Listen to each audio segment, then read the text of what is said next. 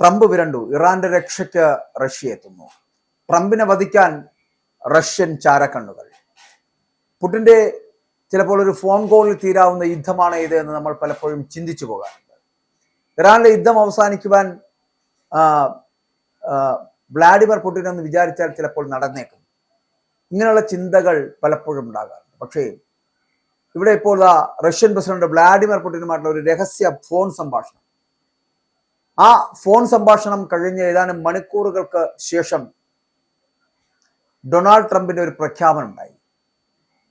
ഇറാനുമായുള്ള യുദ്ധം അധികം താമസിയാതെ തന്നെ അവസാനിക്കുമെന്ന്. എന്താണ് ആ ഫോൺ കോളിൽ സംഭവിച്ചത്? ഇറാനെ രക്ഷപ്പെടുത്തുവാൻ തയ്യാറാകുന്ന റഷ്യയുടെ മുഖമാണ്.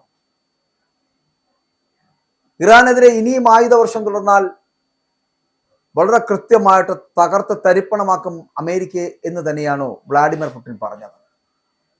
നിശ്ചയിച്ച സമയത്തിലും വളരെ മുൻപ് തന്നെ അമേരിക്കൻ സൈനികർ ലക്ഷ്യം കണ്ടെത്തുകയാണ് എന്നും ഇറാൻ സൈന്യം അക്ഷരാർത്ഥത്തിൽ പൂർണ്ണമായിട്ട് നശിച്ചിരിക്കുകയാണ് എന്നുള്ള ട്രംപിന്റെ പരാമർശങ്ങൾ യുദ്ധം അവസാനിപ്പിക്കുന്നതിന്റെ സൂചനയാണ് എന്ന് വേണമെങ്കിൽ പറയാം. അതിന് പക്ഷേ ഈ പറയുന്ന പോലെ റഷ്യൻ പ്രസിഡന്റായിട്ടുള്ള വ്ളാഡിമിർ പുടിന്റെ ഒരു ഇടപെടൽ ഉണ്ടായിട്ടുണ്ടോ എന്ന് സംശയിക്കുന്നു.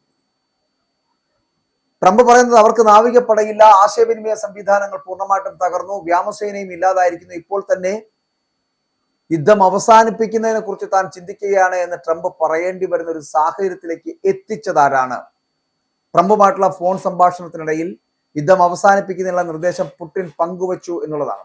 ഇത് ക്രെംലിന് അവകാശപ്പെടുന്നതാണ്.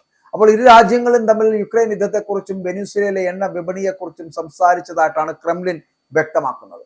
തകർച്ചയിലേക്ക് കൂപ്പുകുത്തിയ ഓഹരി വിപണി ട്രംപിന്റെ പ്രസ്താവനയോടെ ഇപ്പോൾ തിരികെ കയറാൻ